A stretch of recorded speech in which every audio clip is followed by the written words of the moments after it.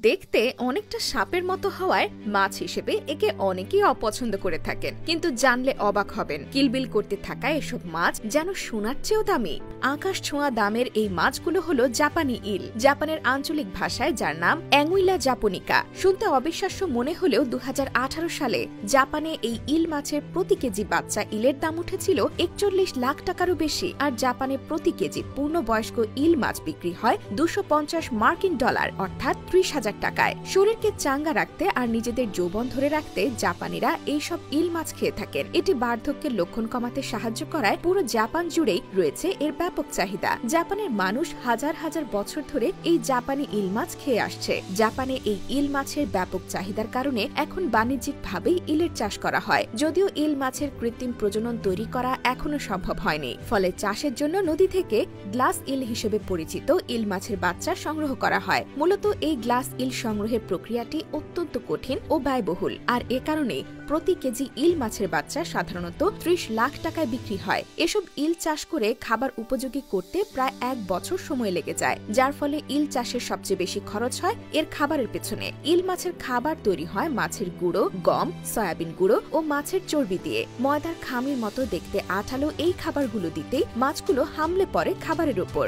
সাধারণত একটি ইল খামারে দিনে 2 থেকে 3 বার খাবার সরবরাহ করা হয়। মাছের এই বিশেষ খাবার তৈরির ব্যাপারেও সতর্ক থাকেন চাষিরা, কারণ খাবার তৈরির যে কোনো ভুলেই হতে পারে রোগ সংক্রমণ, আর তা থেকে কোটি কোটি টাকার লস। জাপানে এই ইল মাছের সবচেয়ে জনপ্রিয় পদ হলো কাবাব তৈরি। এছাড়াও জাপানের জনপ্রিয় খাবার সুশিতে ব্যবহার করা হয় এই ইল মাছ। আর এসবের জন্য দরকার হয় কাটা ছাড়া ইল মাছের। ইল মাছ থেকে কাটা ছাড়ানোর কাজ খুবই দক্ষ আর নিপুণ হাতে করতে হয়। তবে বর্তমানে জাপানে এই ইল মাছের ব্যাপক চাহিদা সামাল দিতে তৈরি হয়েছে বিভিন্ন ইল মাছ প্রক্রিয়াকরণ কারখানা, যেখানে টনকে টন মাছ ধোয়া, বাছাই করা থেকে শুরু করে স্বয়ংক্রিয় মেশিনের সাহায্যে প্রক্রিয়াজাত করা হয়। তারপর সেগুলো সংরক্ষণের মাধ্যমে করা হয় বাজারজাতকরণ। এমনকি জাপানে ইল মাছ এতটাই বিখ্যাত যে শুধুমাত্র এই মাছের জন্যই রয়েছে আলাদা রেস্তোরাঁ। কাবায়াকি নামের বিশেষ এক ভাত ও ইল মাছের পদ জাপানে বেশ জনপ্রিয়।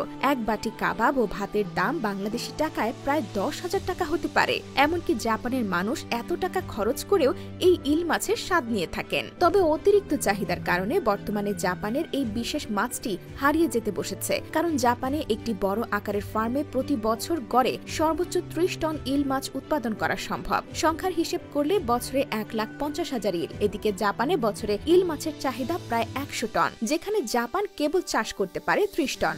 বাকি 70 টনই তাদের আমদানি করতে হয় চীন ও তাইওয়ান থেকে। এদিকে জাপানে 1980 সাল থেকেই প্রাকৃতিক ইল মাছের সংখ্যা 75 ভাগ কমে গেছে। এমনকি 2014 সালে জাপানিজ ইলকে বিলুপ্ত প্রায় ঘোষণা করা হয়েছে।